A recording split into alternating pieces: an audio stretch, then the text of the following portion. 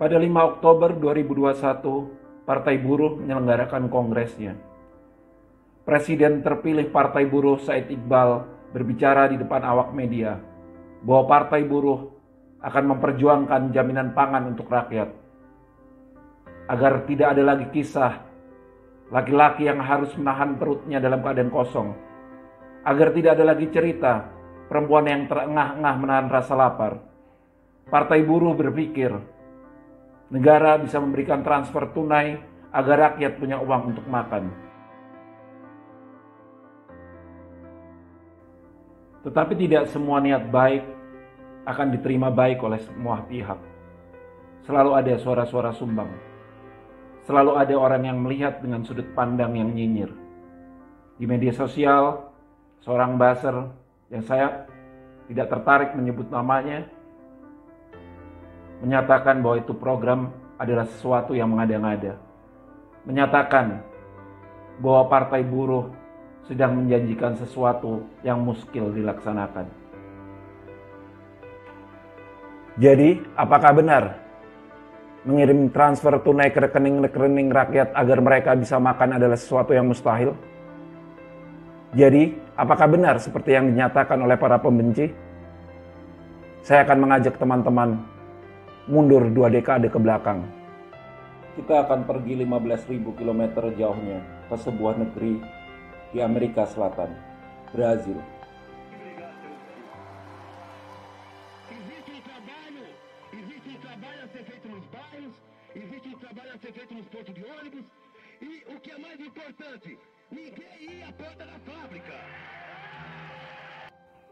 Itu adalah Lula da Silva, seorang laki-laki yang dibesarkan dalam kesulitan hidup. Yang di masa kecilnya, bila ia ingin mengunjungi ayahnya, dia harus menumpangi truk bak terbuka selama 13 hari. Seseorang yang harus kehilangan jari kelingkingnya di usia 19 tahun karena kecelakaan kerja. Seorang buruh yang menjadi pemimpin serikat buruh baja. Seseorang yang dipandang rakyat Brazil sebagai working class hero, pahlawannya kelas pekerja.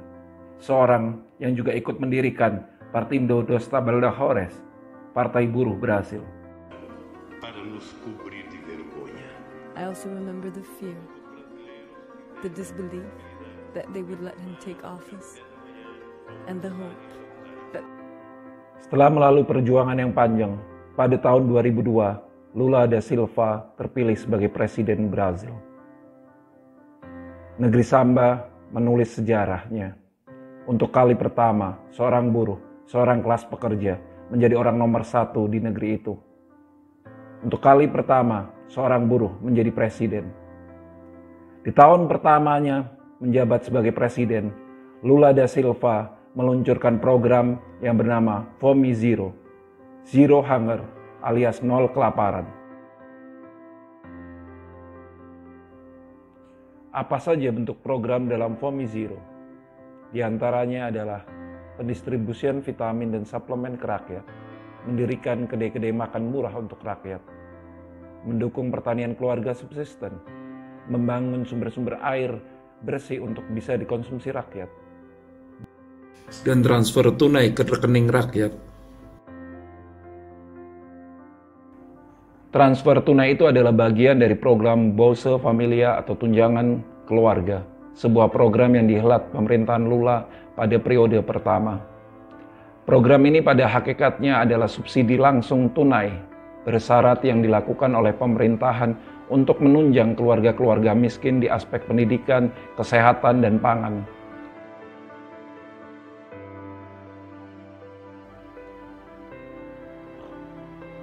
Pada periode pertama pemerintahan Lula da Silva, Bolsa Familia berhasil mengikis angka kemiskinan ekstrim di Brazil hingga 27,7%. Pada tahun 2011, tahun terakhir masa jabatan Lula da Silva untuk periode yang kedua, Bolsa Familia telah mencakup 26% dari populasi Brazil. UNDP, Badan PBB, memuji kinerja itu. Pujian yang sama juga diberikan oleh Bank Dunia, bahwa Bolsa Familia mampu memangkas kesenjangan sosial. Sebuah majalah internasional di Economist menyatakan Bolsa Familia adalah skema anti kemiskinan yang ditemukan di Amerika Latin dan berdampak dalam skala dunia.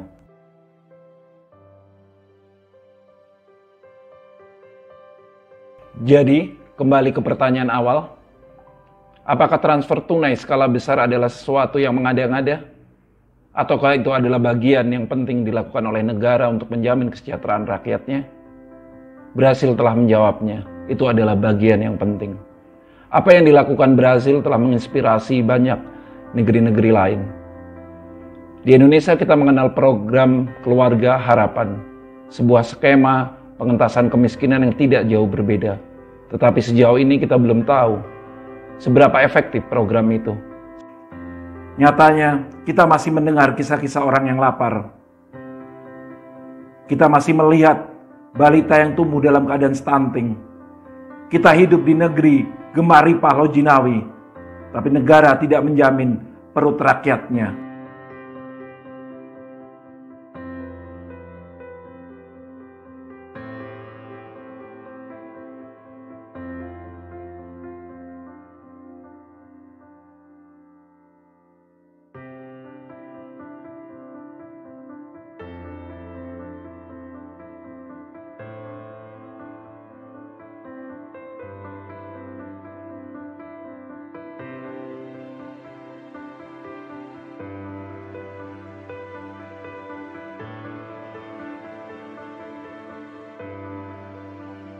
Kami tidak mengada-ngada bahwa transfer tunai untuk menjamin pangan rakyat adalah sesuatu yang krusial.